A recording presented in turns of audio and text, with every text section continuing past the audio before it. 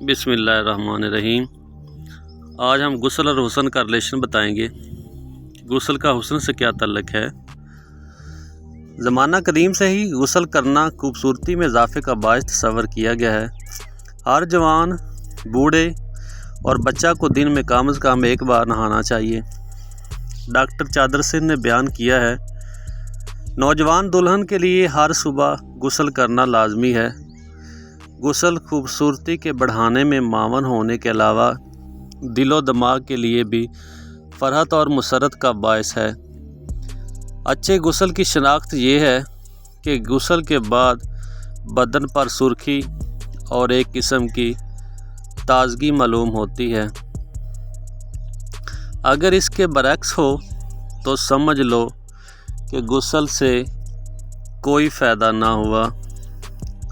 ادھیڑ عمر آدمی جس کی جلد خشک ہو اور وہ ہفتہ میں 2 دفعہ غسل کرے۔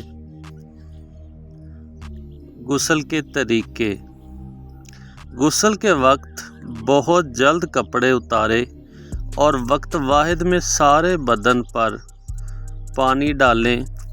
ہاتھ اور پاؤں کی جلد نرمی سے معلوم کرے کہ وہ کافی عرصہ تک پانی میں رہ سکتا ہے یا نہیں۔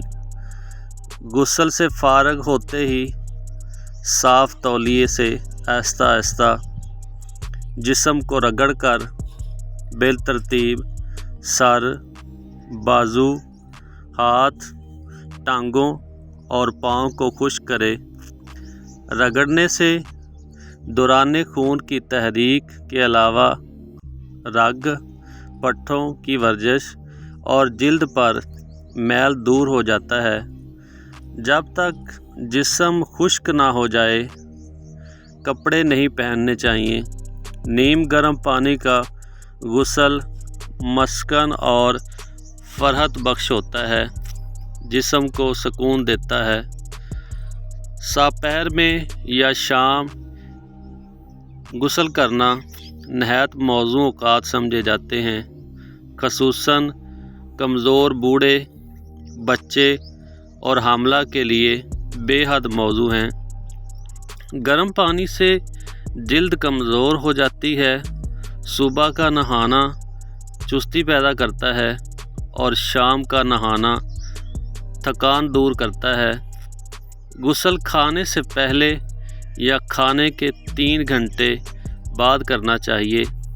کھانے کے بعد غسل کرنے سے ہاضمہ میں فطور اور غشی وغیرہ میں مبتلا ہونے کا امکان ہوتا ہے۔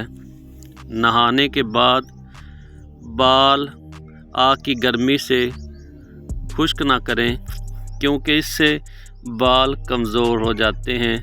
جسم سے میل دور کرنے کے لیے صابن کے علاوہ جاماں بات اسفنج استعمال کر سکتے ہیں۔